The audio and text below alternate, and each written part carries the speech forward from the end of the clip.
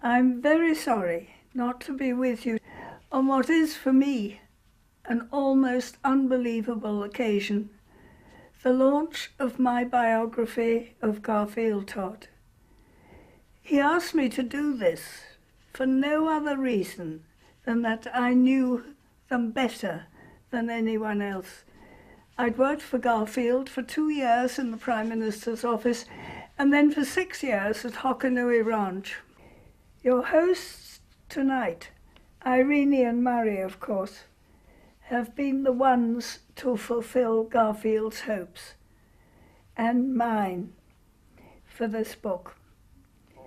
Without their courage in offering a contract to an unknown writer in another country and their endurance over the past year,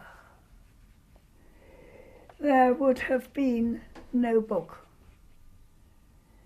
Gratitude is too small a word. It's wonderful that Pius Wakatama can be your guest speaker. He and his father before him and Garfield were friends. Matthew and Garfield shared ideals in education and in the era of the political struggle. I'm happy to recall that though I've never met you, Pius, if I may so call you, but I did meet your father at a tea party at the Prime Minister's house in Salisbury, Southern Rhodesia, in July 1957. But I'm happy to find that we have another link because you, Pius, studied at Ranch House College in 1965, and in 1966 I became secretary to the college. We also have a link with Lawrence Vambe, now aged 101. We are both friends and admirers of him, and he was very helpful with many insights into the times of Garfield and Grace. I expect many of you, particularly the elder Dians, have memories that you will be sharing with each other today. But one who has more memories than any of us is Judith. I first met her when she was 13 years old, and I was very impressed that whenever her father was away from home, she would read him the leading article in the Rhodesia Herald before breakfast. I'm sure she will start, as I would have started if I were talking to you in Harare, with the funny stories about Garfield and that he relished telling his friends and family.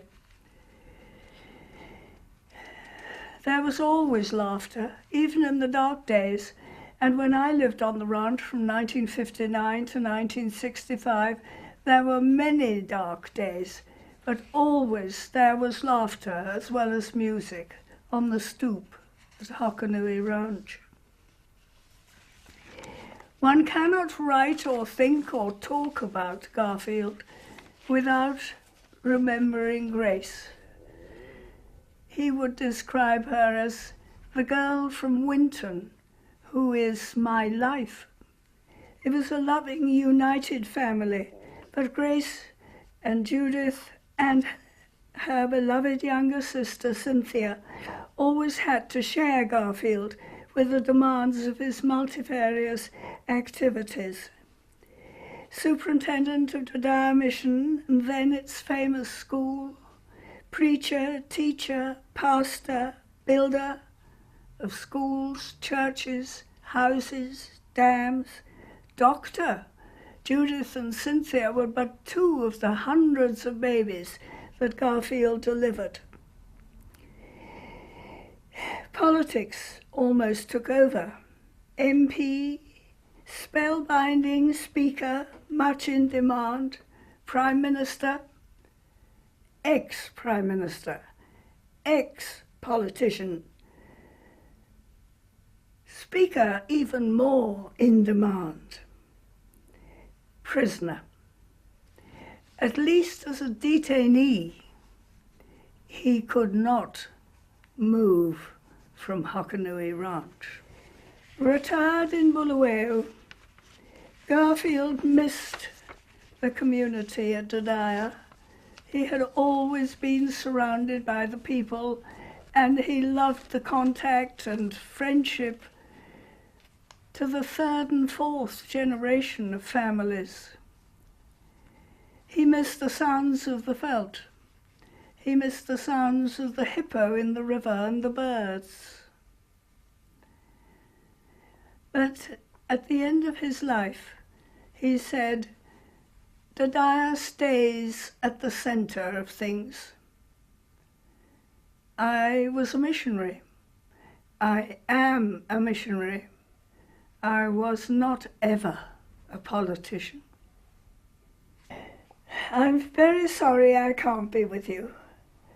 I would have loved to have been there to share memories of Grace and Garfield. But I'm approaching my 90th year and I couldn't face the journey. But the great thing is Judith is with you, and I hope to have a great party, and I hope you'll enjoy the book.